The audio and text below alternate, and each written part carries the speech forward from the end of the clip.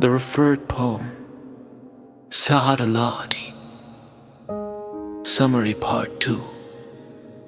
One Saif-ul-Malook, the symbol of the wandering soul. In this interpretation, Saif is the inner traveler, who once witnessed the beauty absolute but he will beyond, then was sent into the dense world of Nasut, the earthly, material plane. And since then, an unquenchable longing has lived within him. In my poem, I raise the same question. Why have you returned, Saif, searching still in old age? Did you never find your Badi? Were you forever wandering the world? It is a dialogue between body and soul, between the worn earthly vessel and the eternal inner traveler. Badie is not a fairy. She is the beauty of the eternal. In the folk story, she is a celestial maiden, but esoterically.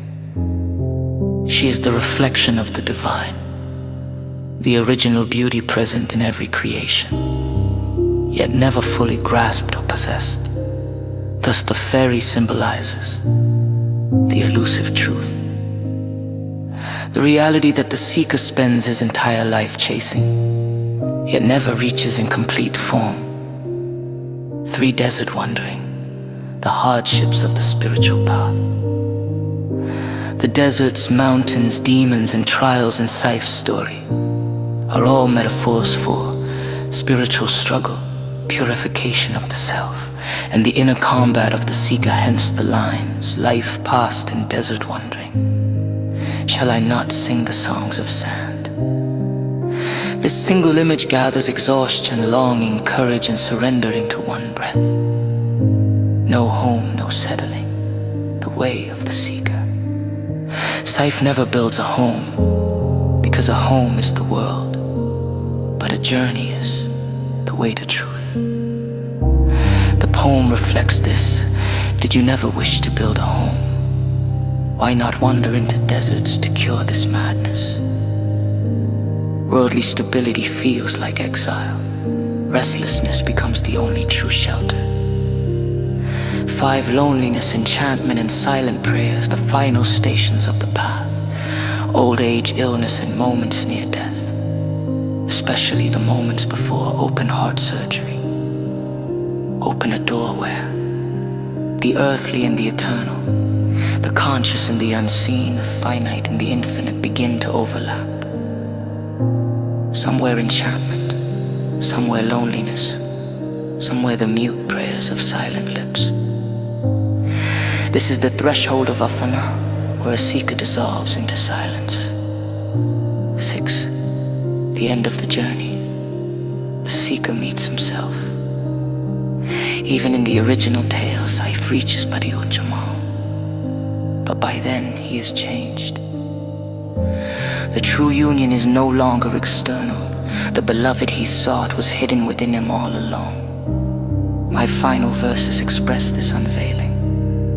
The same marks remain, the same faces. But how shall I soothe myself? No caravan left, no shade. Whom shall I reveal myself to? Except myself. At this point, the circle closes.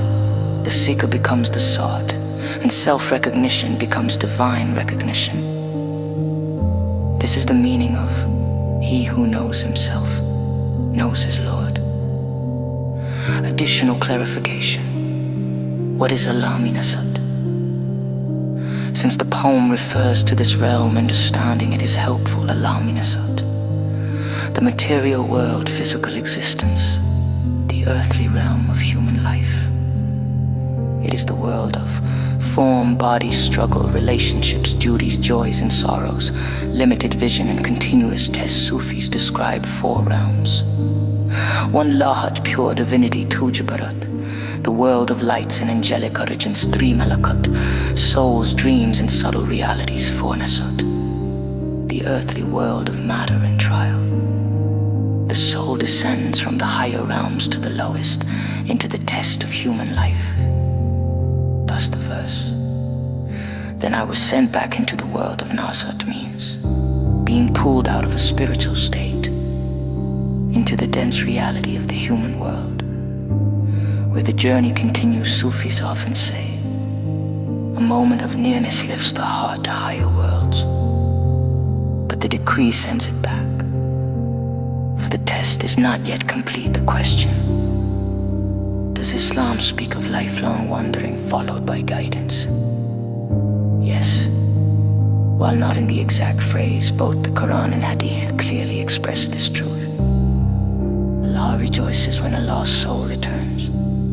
Allah is more pleased with the repentance of His servant than a man who finds his lost camel in the desert. Bukhari, Muslim. This perfectly mirrors the idea of wondering, realizing, returning, and being embraced. A person may live wrongly all his life, then find the right path. A man may perform the deeds of the people of hell all his life, but near death he begins the deeds of paradise and enters paradise. Guidance is a gift given to the seeking heart. Whom Allah wills to guide, He opens His chest to Islam. If the servant comes walking, Allah comes running. A lost heart is never beyond return. Conclusion: all these teachings converge into one radiant truth. A human being may wander, err, or drift for years, yet when he turns back, even trembling, Allah opens the path and receives him with joy.